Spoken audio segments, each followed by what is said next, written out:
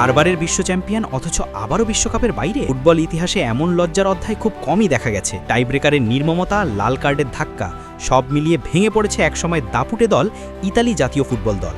অন্যদিকে ইতিহাস গড়ছে নতুন শক্তি, ফিরে আসছে পুরনো স্বপ্ন। প্রশ্ন এখন, ফুটবলের মানচিত্র কি সত্যিই বদলে যাচ্ছে, নাকি এটা শুধু শুরু? সামনে অপেক্ষা করছে আরও বড় চমক। চলুন জেনে নিই বিস্তারিত। বিশ্বকাপের পক্ষে আবারও ব্যর্থ হলো ইতালি জাতীয় ফুটবল দল।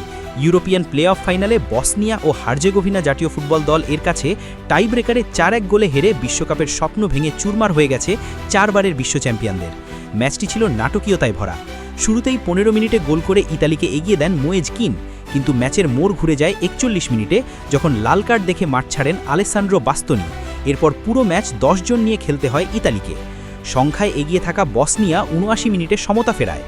নির্ধারিত সময় ও অতিরিক্ত সময়ে আর কোনো গোল না হলে ম্যাচ গড়ায় টাইব্রেকারে। সেখানে ইতালির দুর্ভাগ্য চরমে পৌঁছায়। পেনাল্টি মিস করেন পিও এসপোসিতো এবং ব্রায়ান ক্রিস্তান্তে, আর তাতেই নিশ্চিত হয় ইতালির বিদায়। এই হারের ফলে টানা তৃতীয়বারের মতো বিশ্বকাপ মিস করল ইতালি, যা তাদের ফুটবল ইতিহাসে এক নজিরবিন্দু ব্যর্থতা। 2014 সালের পর থেকে আর বিশ্বকাপের মঞ্চে দেখা যাচ্ছে না এই ঐতিহ্যবাহী দলটিকে। অন্যদিকে ইতিহাস গড়েছে বসনিয়া ও হার্জেগোভিনা জাতীয় ফুটবল দল। স্বাধীনতার পর দ্বিতীয়বারের মতো বিশ্বকাপে জায়গা করে নিয়েছে তারা। তাদের জন্য এটি এক বিশাল অর্জন। এদিকে আরেকটি বড় খবর, 24 বছর পর বিশ্বকাপে ফিরছে তুরস্ক জাতীয় ফুটবল দল। প্লে অফ ফাইনালে কোসোভো জাতীয় ফুটবল দলকে 1-0 গোলে হারিয়ে তারা নিশ্চিত করেছে বিশ্বকাপের টিকিট। অন্যদিকে হতাশার তালিকায় যোগ হয়েছে পোল্যান্ড জাতীয় ফুটবল দল।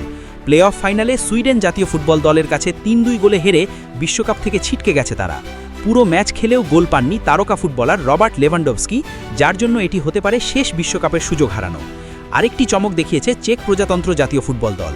টাইব্রেকারে ডেনমার্ক জাতীয় ফুটবল দলকে হারিয়ে 20 বছর পর তারা ফিরছে বিশ্বকাপে।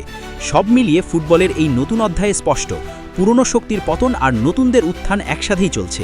বিশ্বকাপ 2026 হতে যাচ্ছে একেবারেই নতুন এক গল্পের মঞ্চ।